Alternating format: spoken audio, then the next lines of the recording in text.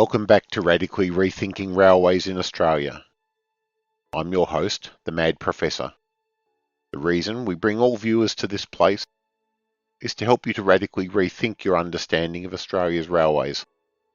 Chances are you will need it. This channel is dedicated to combating the false narratives about Australian railways over the centuries since they were first started.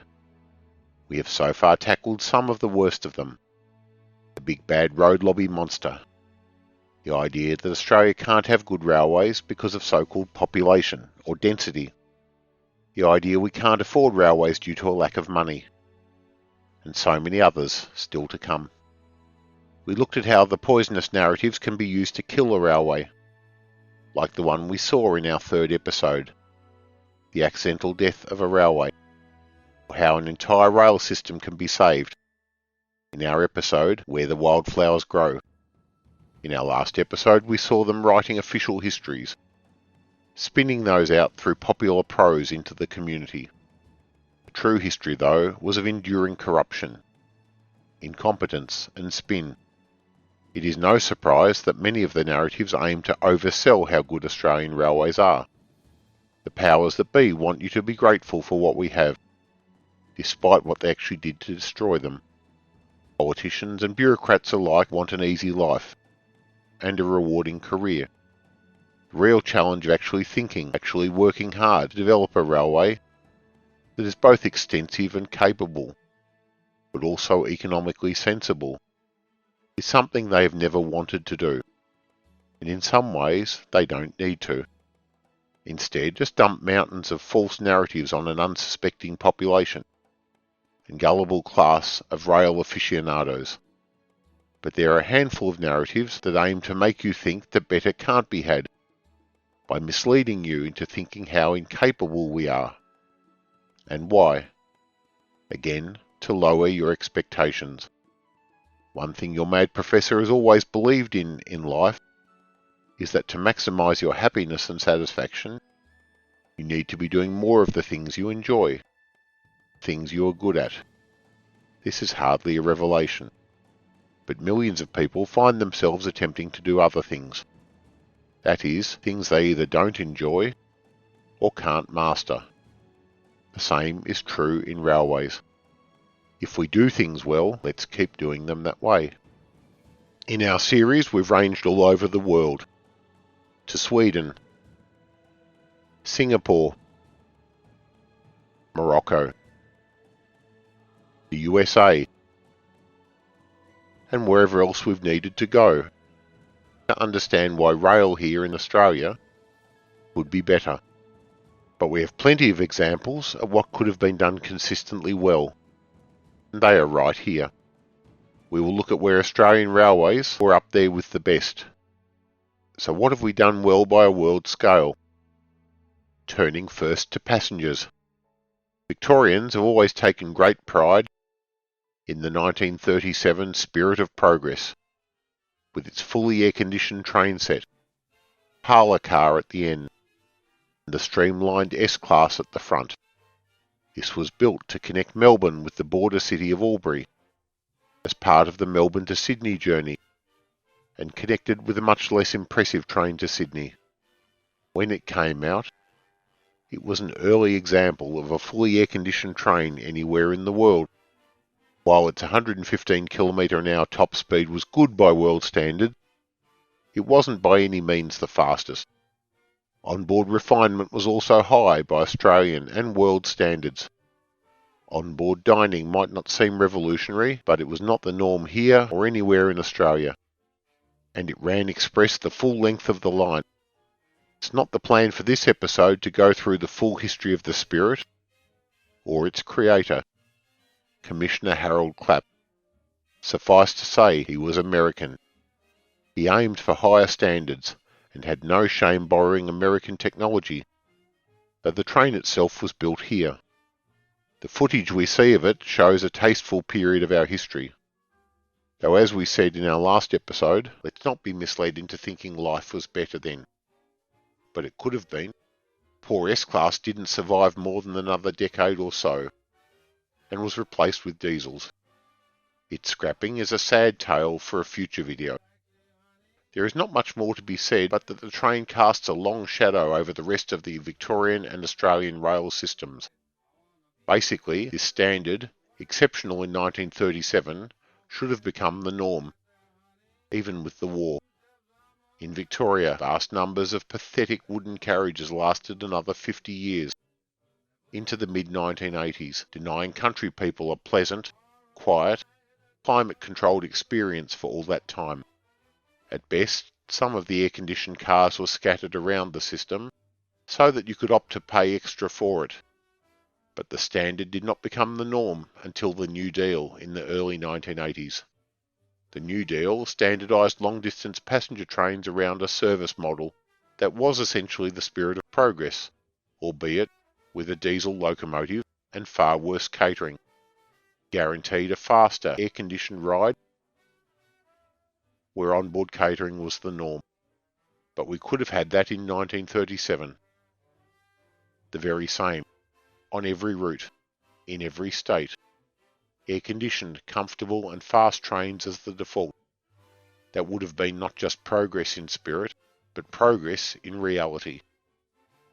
And all we really needed to do for a better rail system overall was to have those things as our standard, our best to become our norm, and prototypes of new technology giving way to commonplace technology, our previous first class to become the economy, and our fastest express timings to become our slowest. Let's skip forward to 1970 and the train now known as the VSET, but in its inception and for a long time called the double-deck interurban. In a world of microelectronics and modular engineering, we may not realise just how advanced and special this train was when it debuted. Even its immediate predecessors, the single-deck interurban or USET, lacked for air conditioning and the quiet and comfort these new trains brought into being.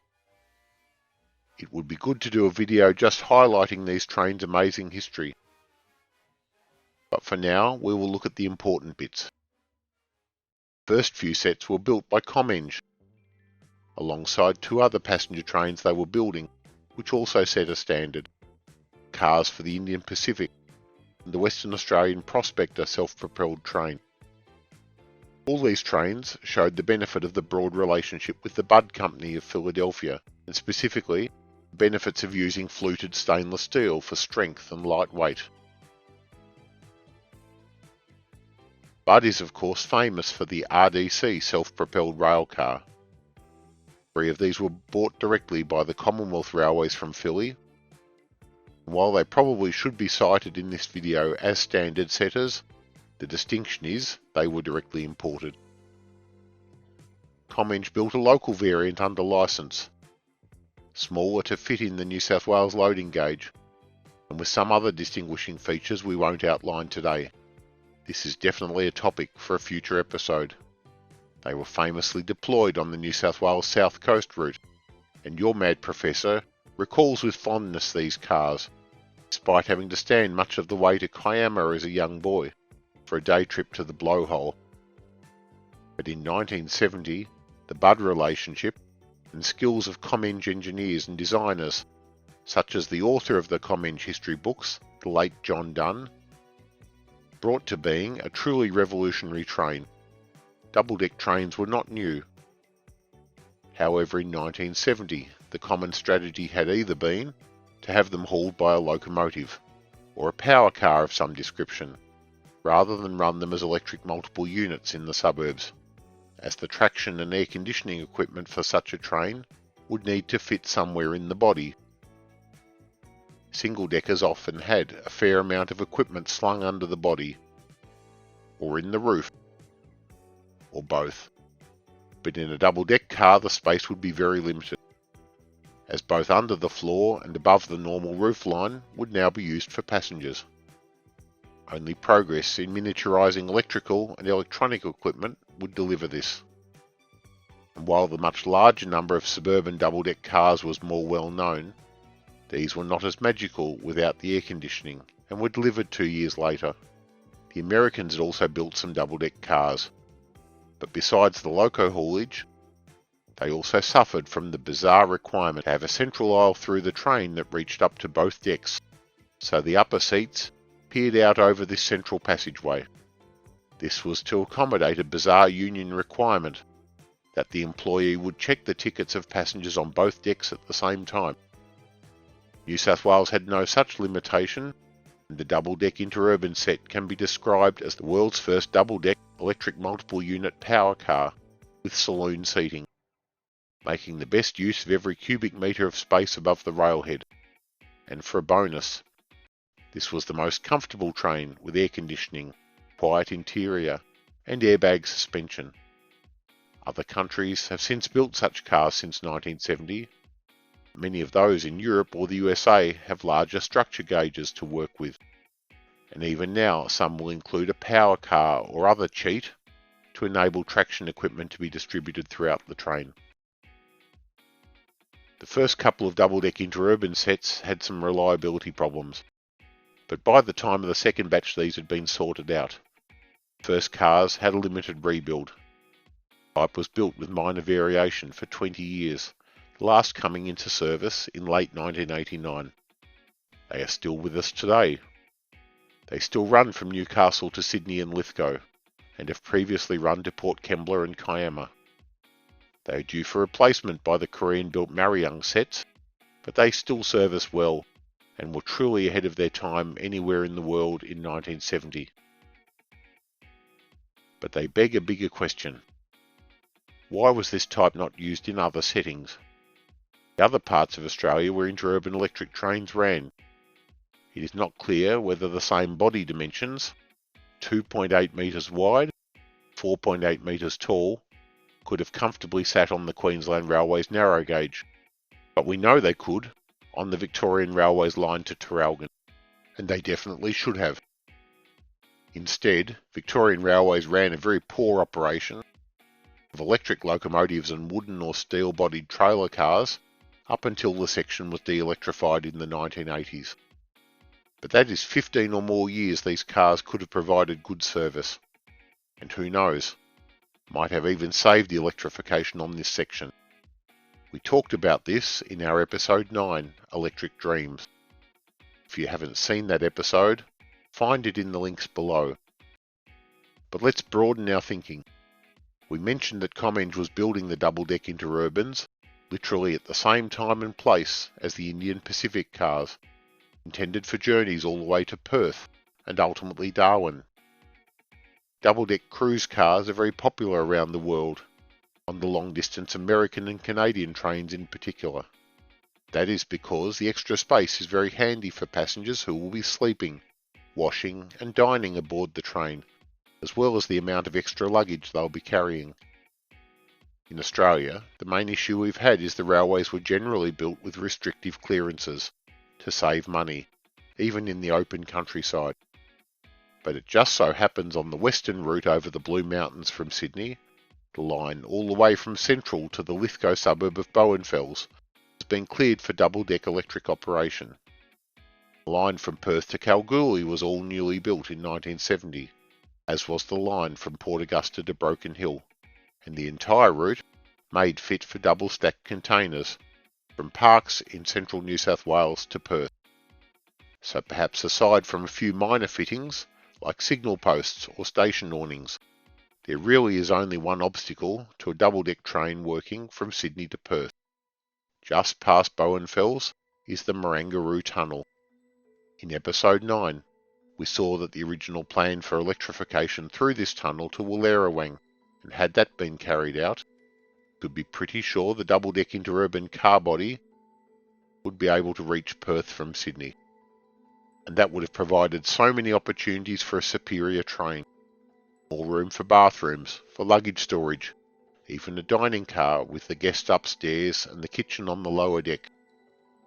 Even in the suburban realm, the same body, only fitted out for higher capacity and less accoutrements, could have been considered for shorter distances.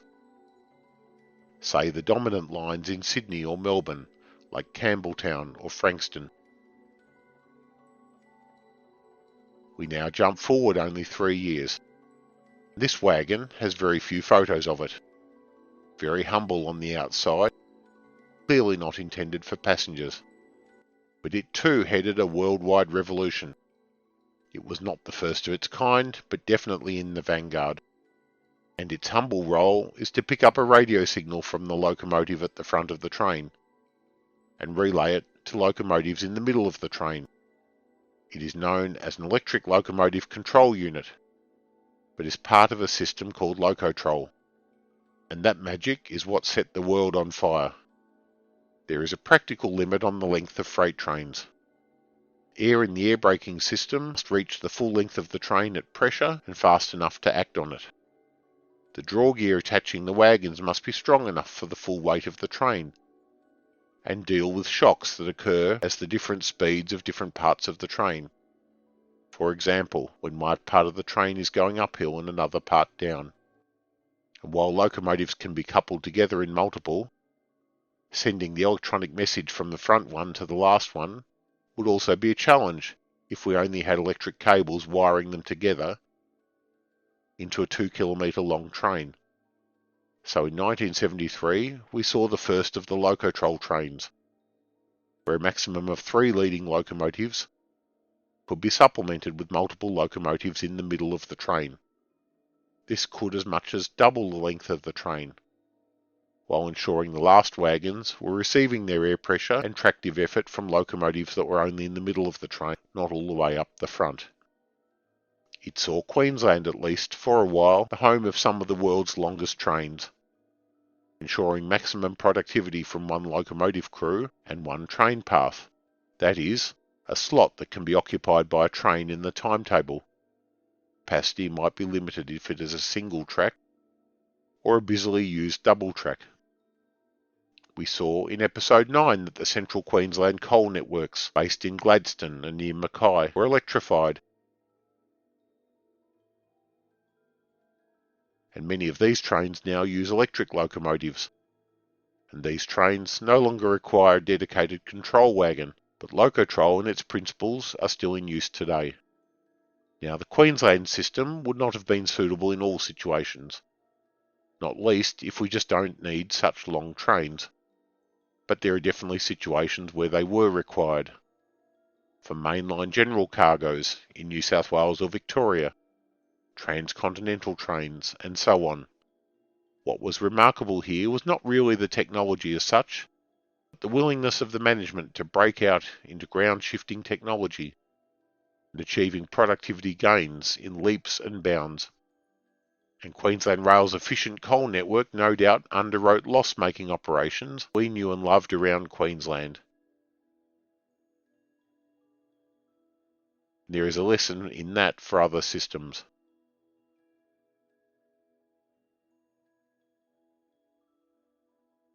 Our final example for today is not a train or even a railway as such, but a project. We look quickly at Perth's Metronet project in our second episode, Where the Wildflowers Grow, and we will revisit that today. There is nothing world-leading or technologically advanced about the trains or track, but something remarkable in the Western world, and that is the cost. How little it is. Those of us, like your mad professor, who've been around for a while, might forget. In 1982 we only had 2 lines and 40 kilometres of route. By the end of the expansion to Ellenbrook, Yanchep, Byford, the airport, and the Thornley-Coburn line, the system is well over 200 kilometres long, and 85% of that trackage, including old and new routes, has been completely rebuilt from the ground up. And all of this has been done affordably. For example, the Mandurah line, Clarkson and Thornley extensions combined, in 2006 dollars, cost the government only $1.6 billion. Track, trains and even 2 underground stations. Even doubling that in today's money would be cheap. The Metronet project was quoted in 2017 as costing $2.5 billion. You could add another billion to that in today's money. It's still ridiculously cheap compared with rail projects here and overseas. Some jurisdictions, like Italy or Spain, appear to have a knack for keeping costs down. but most don't. And what are the keys to keeping costs low? The first is to build the expertise within government and keep using it. Bad systems here and abroad are dependent on consultants and are constantly restarting and stopping project teams as their funding sources are intermittent, not in Perth. The second is a brutal attachment to cookie-cutter designs and value engineering stations. Only a few stations have some extra cost for fancy stuff, either because the station itself is a signature part of the area, like Perth City Underground, or needs the capacity, such as at the new airport station. Otherwise, they are nice but utilitarian structures. And as we said, keeping the projects large by bundling them together. It can both draw in major firms internationally attracted by the scale, but keep parts of the project small enough to give local firms a chance. Projects also need charismatic leadership from the top. Mark McGowan was the sponsor of the Metronet project, and he made it happen. But before him we had Jeff Gallop, Carmen Lawrence, Brian Burke, who pushed these projects along. And finally, fix the compatibility problems between the old and new parts of the network. For example, Perth has a single control room for the entire system, whereas sad stories emerge in Sydney or Melbourne, with legacy signalling and control systems. You sometimes need to bring in a new technology on a new route, prove it, but then go back and add it to the legacy network. Something Sydney and Melbourne would famously avoid doing. This standardised approach to Perth expansion means that even more lines, like the East Wanneroo line, the one south of Fremantle, and even the Bunbury line, which we looked at in our recent episode Back on Track. We already have a good idea of the technology to be used and the likely costs, which helps to keep the public on side. It's a great approach, but one that is not the norm in Australia since perhaps the 1920s in Sydney or Melbourne.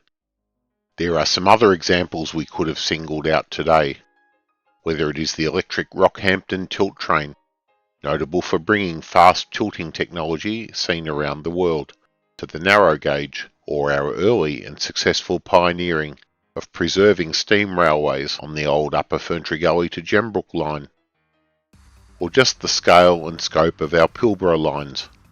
But you've already understood the point. As we finish up today's episode, we can ask ourselves, why not promote the good news in Australian railway operations, whether it is the longest trains, the most efficient passenger train design using double decks, the ability to keep our expansion costs down, or setting new standards in comfort and style for our express trains. We did all this. Let's beat those false narratives that tell us we can never do better. We can raise our sights higher. In our next episode, we board the plane to the Apple Isle to look at another of our silly narratives. Rail is only good for freight over long distances. Track must be straight. How wrong that is. Next time, in Treasure Island. See you then.